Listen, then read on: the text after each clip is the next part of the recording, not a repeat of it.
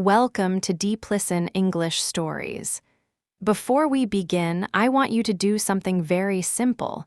Close your eyes, take one deep breath, inhale and exhale. Now listen to your mind. What is happening there right now? Is it quiet or is it loud? For most people, the mind is like a busy street in a big city. There is constant traffic. There are loud noises. There are people shouting. There are memories of yesterday. There are worries about tomorrow. There are voices telling you that you are not doing enough, that you are behind, that you should be worried. Let me ask you a question. Are you driving the car or are you just a passenger? Many people believe they are in control of their lives. They plan their day. They go to work. They eat their meals, but they are not in control of their thoughts. Their thoughts are in control of them. If a sad thought enters your mind, you feel sad. If an angry thought enters, you feel angry. If a thought of fear appears, you feel paralyzed. You are reacting to your mind like a leaf in the wind. Today, we are going to change that. We are going to learn how to stand still while the wind blows. This is not about being perfectly calm. This is about being aware. And as you listen to this journey, your English is growing. Your ears are becoming familiar with the rhythm of focus. Your brain is acquiring new ways to describe your inner world. If you are ready to stop being a passenger and start being the driver, let's begin. Here is the most important truth you will ever learn. You are not your thoughts. Read that again in your mind. You are not your thoughts. Imagine you are standing on a bridge over a river. Below you, the water is moving. You see pieces of wood floating by. You see leaves. You see plastic bottles. You see the reflection of the sky. Are you the water? No. Are you the leaves? No. You are the one standing on the bridge, watching the river move. Your mind is the river. Your thoughts are the things floating in the water. The problem is that most people jump into the river. When a leaf floats by, a thought of worry, they grab it. They hold it. They swim with it. Suddenly, they are wet, they are cold, and they are tired. They have forgotten that they belong on the bridge. When you say, "I am angry," you are jumping into the river. You are becoming the anger. But when you say, "I am noticing a thought of anger," you are back on the bridge. This small change in language is a massive change in power. Think about your English learning. When you make a mistake, a thought appears. It says, "My English is bad, I will never learn." If you believe that thought, you feel heavy.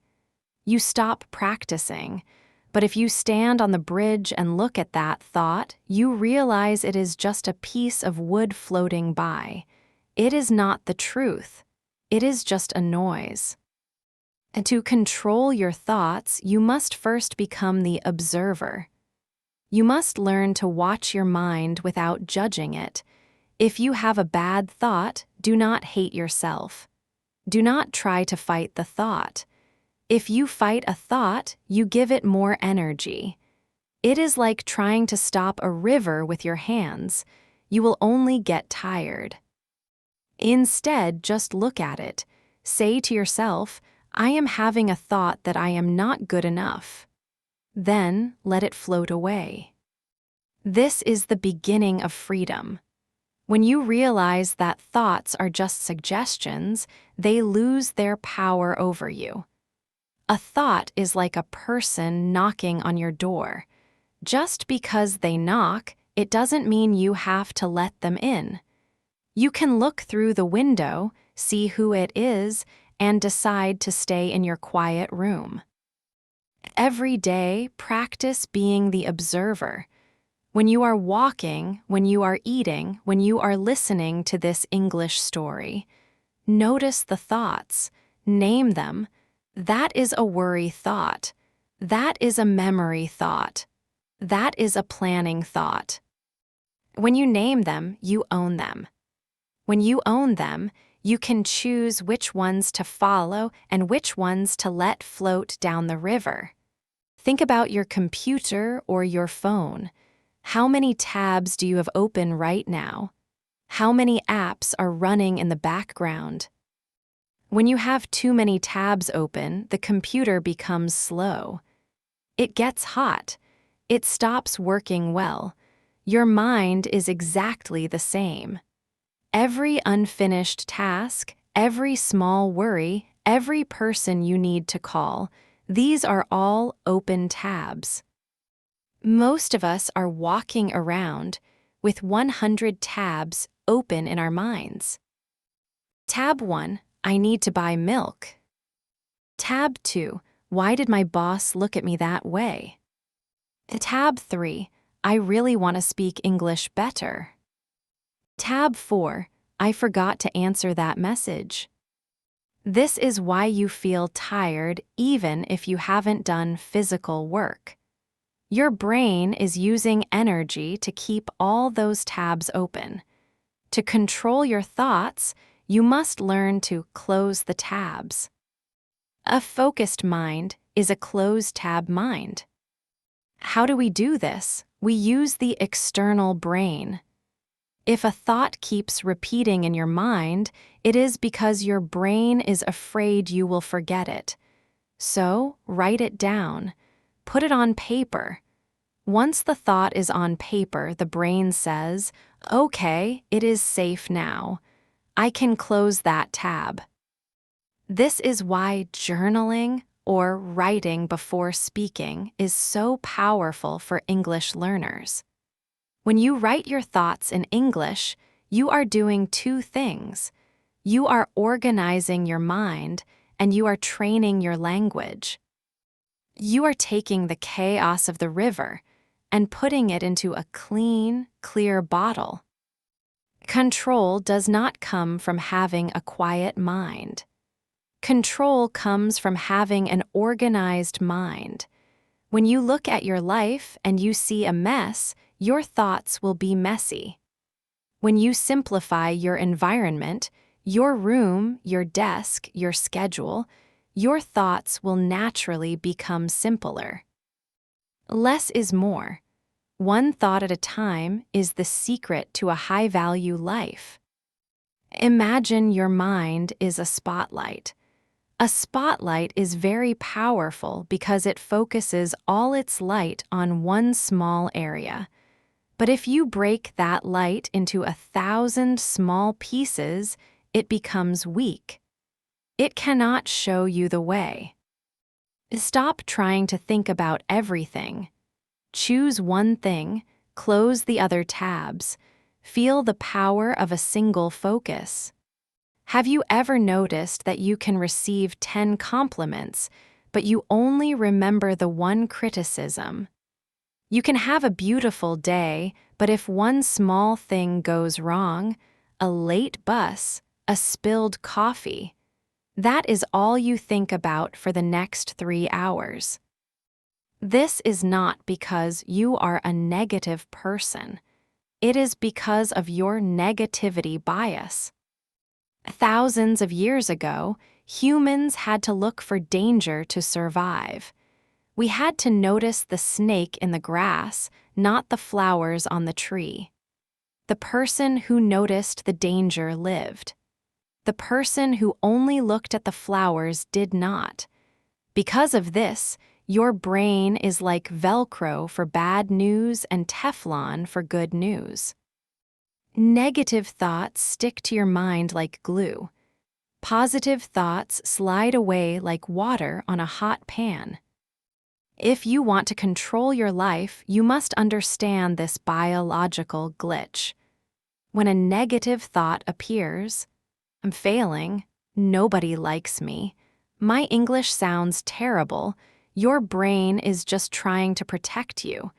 It thinks there is a snake in the grass, but in the modern world, there is usually no snake. There is only a thought. And to fix this, you must practice active gratitude.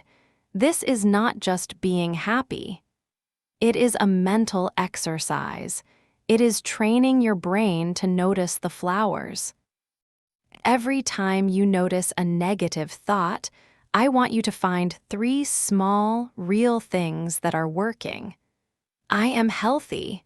I am learning. I am listening to this story right now. You are forcing your brain to change its focus. In English learning, this is vital. Your brain will tell you about every mistake you made today. It will ignore the fact that today you understood 20 minutes of a complex English story. Don't let the Velcro win. Force the positive to stick. Control the bias, and you control your reality. Imagine you are in a dark room. You hear a strange noise. You feel afraid. Your heart beats fast. You think there is a monster in the dark. But then you turn on the light. You see it is just a curtain moving in the wind. Suddenly, the fear disappears. Why? Because you identified the source, you gave it a name. Most of our mental suffering comes from unlabeled emotions. We feel a heavy weight in our chest or a cloud in our head, but we don't name it. We just let it sit there. To control your thoughts, you must become a labeler. When you feel a thought starting to grow, give it a name. Say it out loud. This is anxiety. This is comparison. This is the I am not ready thought. When you name a thought, you take away its mystery. You move the thought from the emotional part of your brain to the logical part. You turn on the light in the dark room. Language is the ultimate tool for this. This is why learning English is actually a superpower for your mental health.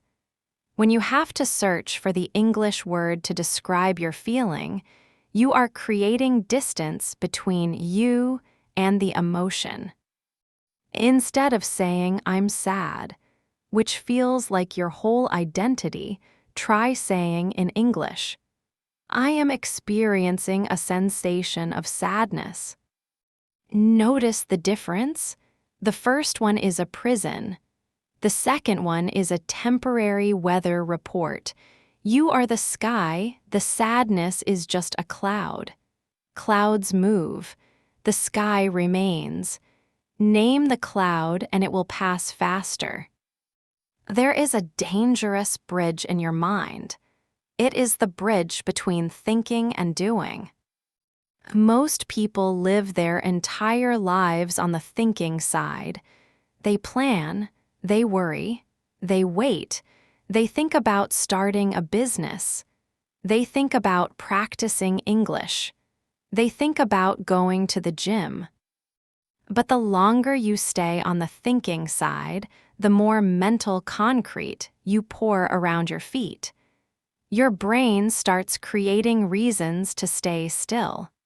It tells you it's too cold, too late, or you're too tired.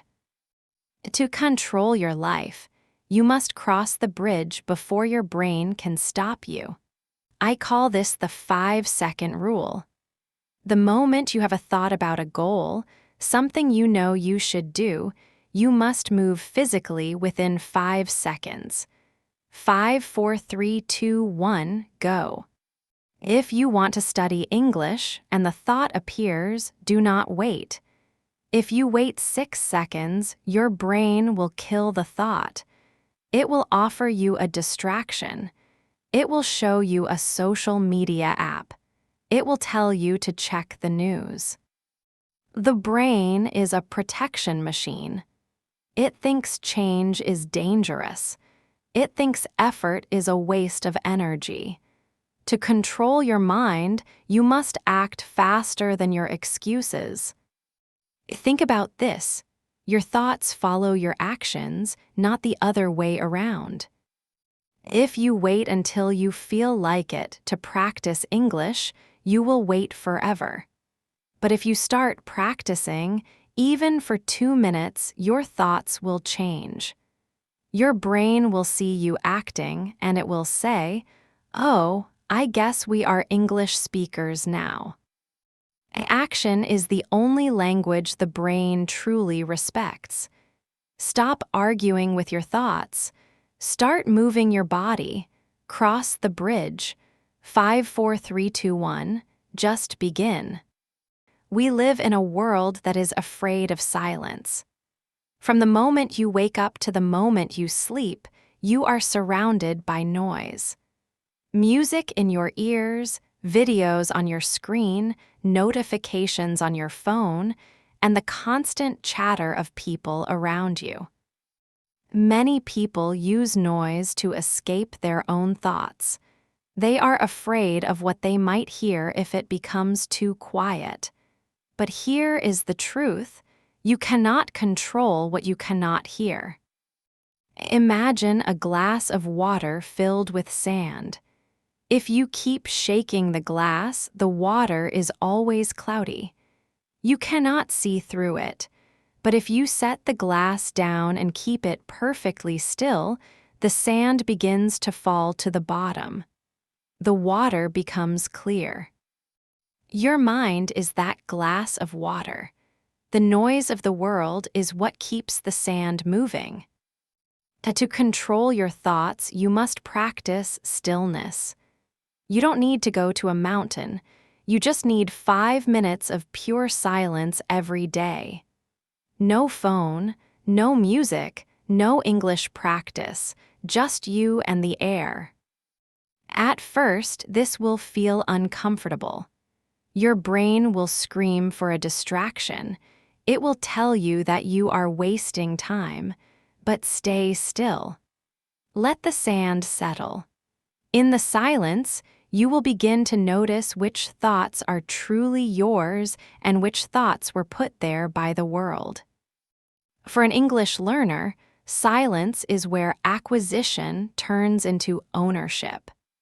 It is in the quiet moments after listening that your brain organizes the sounds and meanings you just heard.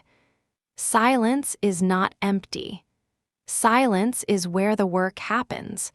If you want to control your life, stop filling every second with noise. Give your mind the space it needs to breathe.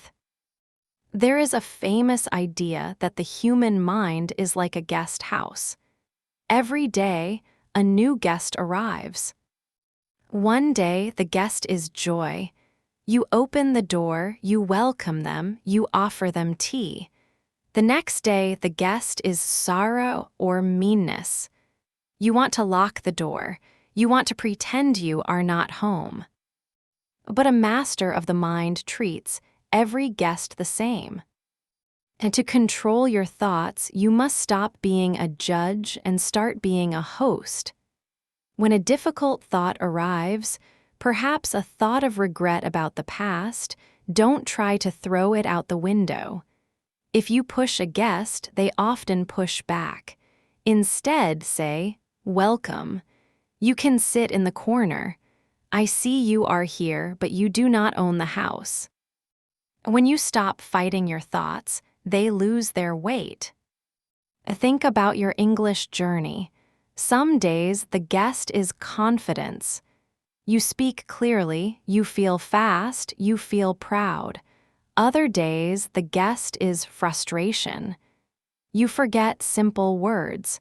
You feel like a beginner again. If you only welcome the confidence guest, you will quit on the days that frustration arrives. But if you understand that both are just temporary guests, you stay stable. You keep practicing.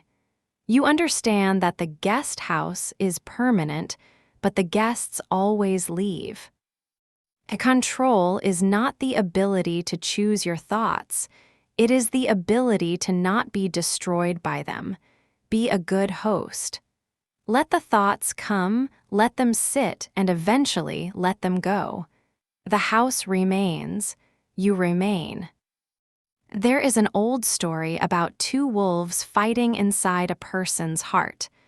One wolf is made of anger, envy, greed, and inferiority. The other wolf is made of joy, peace, love, hope, and truth. A young boy asks his grandfather, "Which wolf wins?" The grandfather replies, "The one you feed." Your attention is the food. Whatever you look at, whatever you listen to, and whatever you repeat, that is what you are feeding. If you spend your morning reading negative news and your evening watching people brag about their lives on social media, you are feeding the wolf of inferiority and fear. You cannot feed the bad wolf all day and then wonder why you feel anxious at night. To control your life, you must become very strict about what you feed your mind. This includes the language you hear. If you listen to English content that is aggressive, fast, and stressful, your mind will feel aggressive and stressed. But if you choose DeepListen content that is calm, structured, and philosophical, you are feeding the good wolf. You are training your brain to think in a way that is organized and powerful. Every time you choose to listen to a graded reader instead of a mindless distraction, you are feeding your future self. You are giving your mind the nutrients it needs to grow strong. Ask yourself throughout the day, which wolf am I feeding right now? If the thought in your head is making you feel weak, stop feeding it. Turn your attention to a task, a book, or a physical movement. Your attention is your greatest power. Do not give it away for free to things that make you feel small. Most people think a second language is just a way to talk to other people. But for you, English is something more. English is a mental reset button. Have you ever noticed that when you speak your native language, your thoughts feel automatic? You don't have to think about the words, so your brain has more space to worry. Your native language is connected to your childhood, your past mistakes, and your deep fears. But English is new. English requires focus. And to control your thoughts, you can use English as a shield. When your mind starts spinning in a circle of worry in your native language, switch. Force yourself to describe the situation in English. Instead of letting the native language voice scream, "Everything is going wrong," stop. Say in English, "I am sitting at my desk. I have a problem with my work. I need to take 3 steps to fix it." Step 1 is. Do you feel the difference? Because English is not your first language, your brain has to work harder to build the sentences. This work moves the energy away from the emotional part of your brain and into the logical part. You cannot worry deeply and build complex English sentences at the same time. The brain doesn't have enough bandwidth. By using this graded reader today, you are not just learning vocabulary. You are training your brain to use English as a tool for clarity.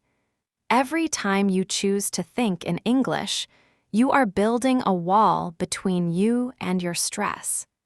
You are using the language to create a new, more disciplined version of yourself. Control your language, and you will find it much easier to control your life.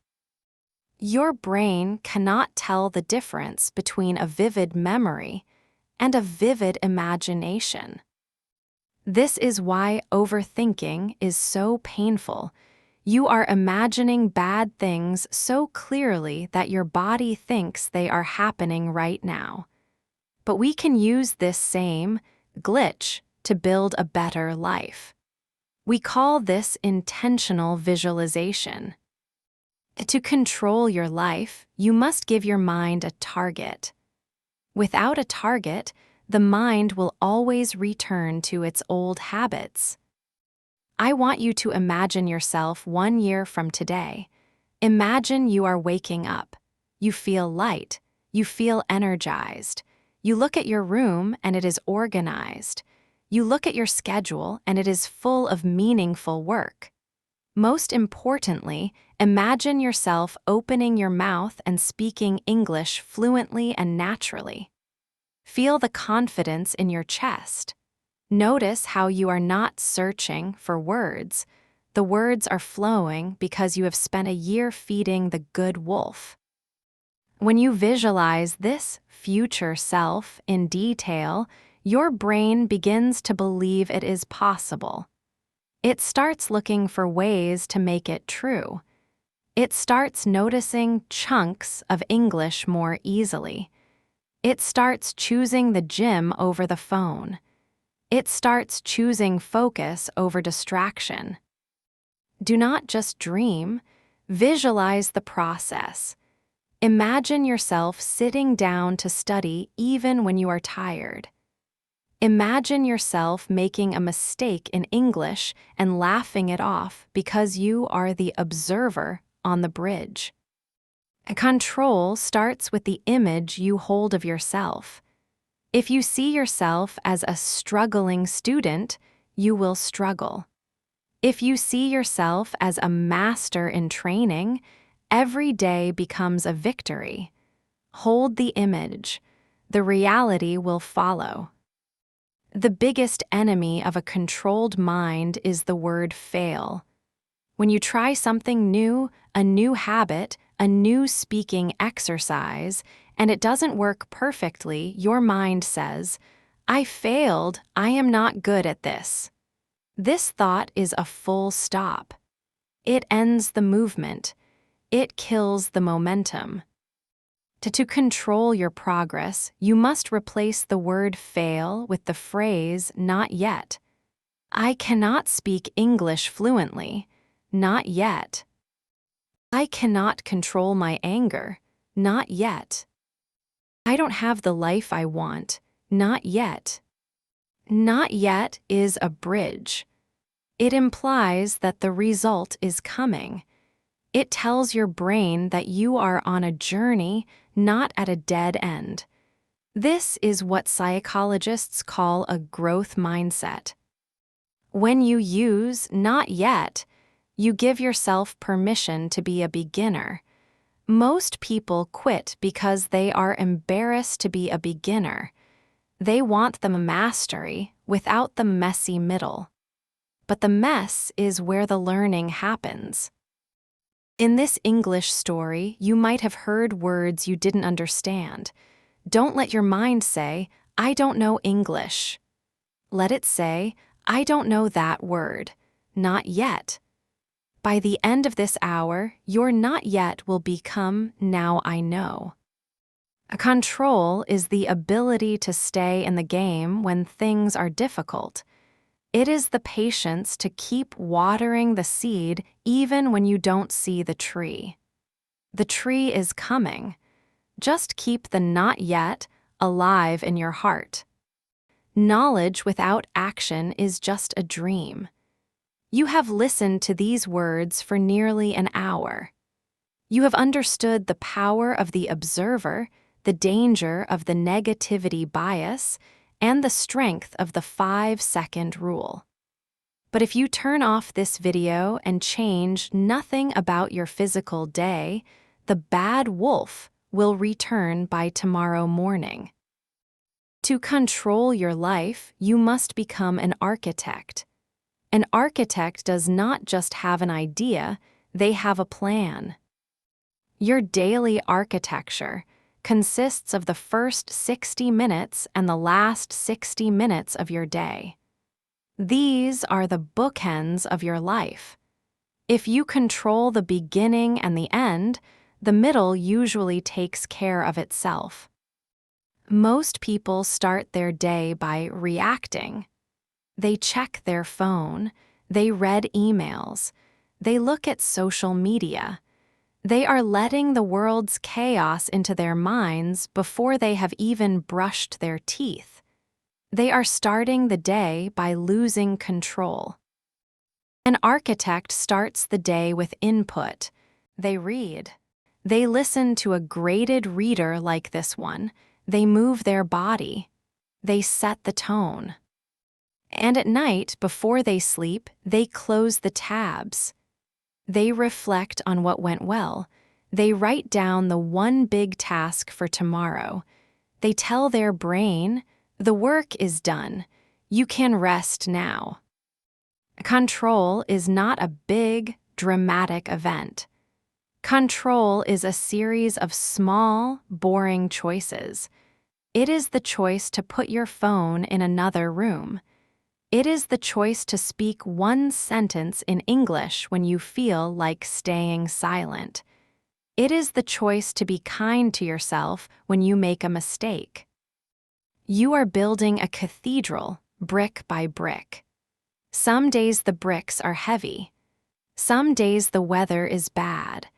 But if you follow the blueprint every day, one day you will look up and realize you have built a life that is strong, beautiful, and completely yours. We have come to the end of our journey today, but for you, this is not an ending. It is a beginning. As you listen to my voice one last time, I want you to feel the space you have created in your mind. You have spent an hour immersed in English. You have spent an hour focusing on your growth. In this hour, you were not a victim. You were not a passenger. You were a student, a builder, and a master in training. The world will try to take this piece away from you. Tomorrow, the traffic of the mind will return. The negativity bias will knock on your door. People will doubt you. You might even doubt yourself. But now you have the tools. When the thoughts become loud, remember the bridge. When the worry starts, remember the labels. When you feel stuck, remember the 5-second rule. You are no longer the same person who started this video. You have acquired new words, but more importantly, you have acquired a new perspective. You are realizing that your English fluency and your personal power are the same thing. They both require practice. They both require patience. They both require the courage to show up every single day. Go out into the world today and be the observer. Control your thoughts, and you will see that you have the power to control your destiny. You understand English. You are learning to speak it fluently, and you are fixing your life one step at a time. Thank you for listening. Thank you for choosing to grow. I will be here again tomorrow. Make sure you are here, too, because the journey to mastery never ends, and we are walking this path together. Stay focused, stay disciplined, and keep listening. This is DeepListen English Stories. I'll see you in the next one.